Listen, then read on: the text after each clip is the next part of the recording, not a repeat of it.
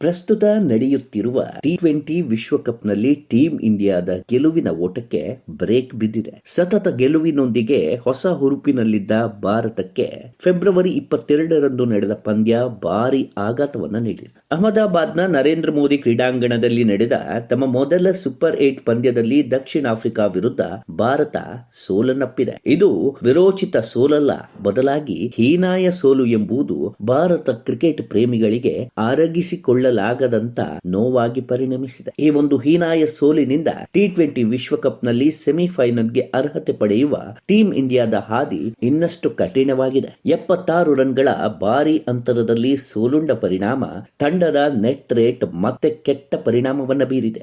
ಈಗ ಸೆಮಿಫೈನಲ್ ತಲುಪಲು ಟೀಂ ಇಂಡಿಯಾಗೆ ಉಳಿದ 2 ಪಂದ್ಯಗಳಲ್ಲಿ ಭಾರಿ ಅಂತರದಲ್ಲಿ ಗೆಲುವನ್ನ ಸಾಧಿಸಬೇಕಾದ ಅನಿವಾರ್ಯತೆ ಮೂಡಿದೆ. ಹೌದು, 76 ರನ್ಗಳ ಭಾರಿ ಅಂತರದ ಸೋಲು ಭಾರತ ತಂಡದ ನೆಟ್ ರೇಟ್ ಮೇಲೆ ತೀವ್ರ ಪರಿಣಾಮವನ್ನ ಬೀರಿದೆ. ಟೀಂ ಇಂಡಿಯಾದ ಪ್ರಸ್ತುತ ರನ್ ರೇಟ್ -3.800. ಹೀಗಾಗಿ ಟೀಂ ಇಂಡಿಯಾ ಉಳಿದ 2 ಪಂದ್ಯಗಳನ್ನ ಗೆದ್ದರೂ ಕೂಡ ಸೆಮಿಫೈನಲ್ಗೆ ಅರ್ಹತೆ ಪಡೆಯುವುದು ಕೊಂಚ ಕಷ್ಟಕರ ಆಗುತ್ತೆ. ಏಕೆಂದ್ರೆ ಟೀಂ ಇಂಡಿಯಾ ಇತರ ತಂಡಗಳ ಮೇಲಿನ ಫಲಿತಾಂಶಗಳನ್ನ ಅವಲಂಬಿಸಬೇಕಾಗತ್ತೆ. ಭಾರತಕ್ಕೆ ಯಾವ ಅವಕಾಶಗಳಿದೆ ಅನ್ನೋದನ್ನ ನೋಡೋದಾದ್ರೆ, ಸೂಪರ್ 8 ಹಂತದಲ್ಲಿ ಭಾರತಕ್ಕೆ 2 ಪಂದ್ಯಗಳು ಬಾಕಿ ಇದೆ. ಈ ಪಂದ್ಯಗಳಲ್ಲಿ ಜಿಂಬಾಬ್ವೆ ಮತ್ತು ವೆಸ್ಟ್ ಇಂಡೀಸ್ ತಂಡಗಳು ಭಾರತಕ್ಕೆ ಎದುರಾಗಲಿದೆ. ಇಲ್ಲಿ 2 ತಂಡಗಳನ್ನ ಭಾರತ ಸೋಲಿಸಿದ್ರೆ ಆಗ ಭಾರತಕ್ಕೆ 4 ಅಂಕಗಳು ಸಿಗುತ್ತೆ. ಅದೇ ಸಮಯದಲ್ಲಿ ಇನ್ನೆರಡು ತಂಡಗಳು 4 ಅಂಕಗಳನ್ನ ಗಳಿಸದೇ ಹೋದರೆ ಭಾರತ ಸೆಮಿಫೈನಲ್ಗೆ ತಲುಪುತ್ತೆ. ಒಂದು ವೇಳೆ ಇನ್ನೆರಡು ತಂಡಗಳು 4 ಅಂಕಗಳನ್ನ ಹೊಂದಿದರೆ ಆಗ ಟೀಂ ಇಂಡಿಯಾಗೆ ತುಂಬಾ ಕಷ್ಟ ಆಗುತ್ತೆ. ಯಾಕಂದ್ರೆ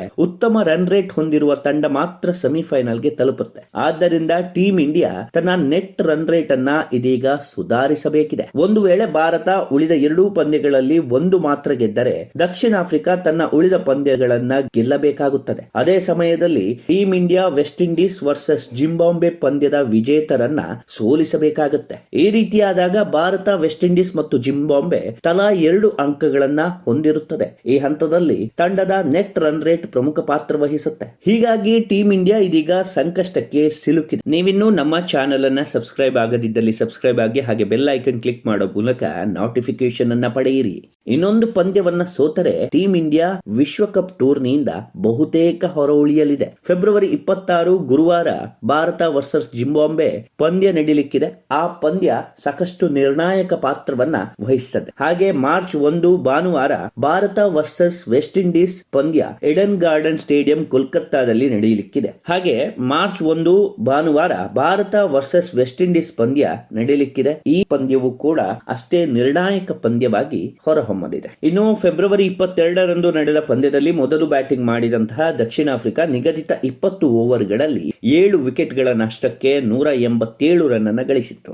ಈ ಸಂದರ್ಭದಲ್ಲಿ ಡೇವಿಡ್ ಮಿಲ್ಲರ್ 63 ರನ್ ಗಳಿಸುವ ಮೂಲಕ ಅದ್ಭುತ ಅರ್ಧಶತಕವನ್ನ ಗಳಿಸಿ ತಂಡಕ್ಕೆ ನೆರವಾದರು. ಹಾಗೆ ಬ್ರೆವಿಸ್ 45 ರನ್ಗಳ ಜವಾಬ್ದಾರಿಯುತ ಆಟವನ್ನು ಆಡಿದ್ರು. ಹಾಗೆ ಡೆತ್ ಓವರ್ ನಲ್ಲಿ ಸ್ಟಬ್ಸ್ ಅಜೇಯ 44 ರನ್ ಗಳಿಸುವ ಮೂಲಕ ಸಿಡಿಲಬ್ಬರದ ಬ್ಯಾಟಿಂಗ್ ಪ್ರದರ್ಶನವನ್ನ ನೀಡಿದ್ರು. ಭಾರತದ ಬೌಲರ್ ಗಳಲ್ಲಿ ಜಸ್ಪ್ರೀತ್ ಬುಮ್ರಾ 3 ವಿಕೆಟ್ ಪಡೆದರೆ ಹರ್ಷದೀಪ್ ಸಿಂಗ್ 2 ವಿಕೆಟ್ ಪಡೆದುಕೊಂಡ್ರು. ವರುಣ್ ಚಕ್ರವರ್ತಿ ಹಾಗೂ ಶಿವಂ ದುಬೆ ತಲಾ 1 ವಿಕೆಟ್ ಅನ್ನ ಪಡೆದುಕೊಂಡ್ರು. ಆಸ್ಟ್ರೇಲಿಯಾ ನೀಡಿದ ಸವಾಲನ್ನ ಎದುರಿಸಲು ಮುಂದಾದ ಭಾರತಕ್ಕೆ ಈ ಒಂದು ಪಂದ್ಯ ಸಾಕಷ್ಟು ಪಾಠವನ್ನ ಕಲಿಸಿತ್ತು. ಹೌದು, ಬ್ಯಾಟಿಂಗ್ ಲೈನ್ ಮಕಾಡೆ ಮಲಗಿತ್ತು.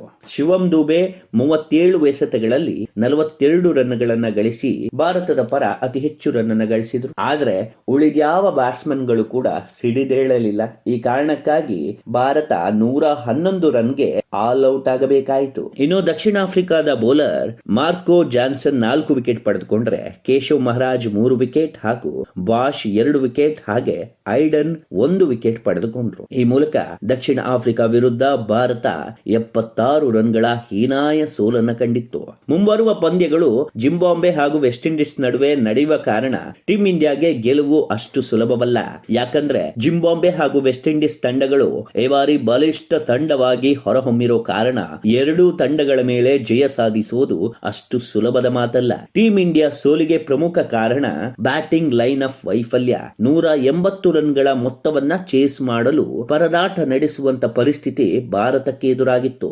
ಓರ್ವ ಬ್ಯಾಟ್ಸ್ಮನ್ ಸಿಡಿದು ನಿಂತಿದ್ರು ಇಂದು ಭಾರತ ಫೈನಲ್ ಹೆಜ್ಜೆ ಇಡಲು ದಾರಿ ಸುಲಭವಾಗ್ತಿತ್ತು. ಈ ಬಾರಿ ವಿಶ್ವಕಪ್ ಟೂರ್ನಿ ಸಾಕಷ್ಟು ರೋಚಕತೆಯಿಂದ ಕೂಡಿದೆ. ಬಲಿಷ್ಠ ತಂಡ ಎಂದು ಕರೆಯಲ್ಪಡುವ ಕಾಂಗರು ಪಡೆ ಆಸ್ಟ್ರೇಲಿಯಾ ಜಿಂಬಾಬ್ವೆ ವಿರುದ್ಧ ಸೋಲನ್ನ ಕಂಡಿತ್ತು. ಈ ಮೂಲಕ ವಿಶ್ವಕಪ್ ಟೂರ್ನಿಯಿಂದಾನೇ ಆಸ್ಟ್ರೇಲಿಯಾ ಹೊರಬಿದ್ದಿದೆ. ಒಟ್ಟಾರೆ ಭಾರತಕ್ಕೆ ಇದೀಗ ಮಾಡು ಇಲ್ಲವೇ ಮಡಿ ಪಂದ್ಯವಾಗಿರೋ ಕಾರಣ 2 ಪಂದ್ಯಗಳನ್ನ ಗೆದ್ದು ವಿಶ್ವಕಪ್ ಸೆಮಿಫೈನಲ್ಗೆ ಲಗ್ಗೆ ಇಟ್ಟು ಈ ಬಾರಿ ವಿಶ್ವಕಪ್ T20 ಚಾಂಪಿಯನ್ ಆಗಲಿ ಎನ್ನುವುದೇ ನಮ್ಮ ಆಶಯ.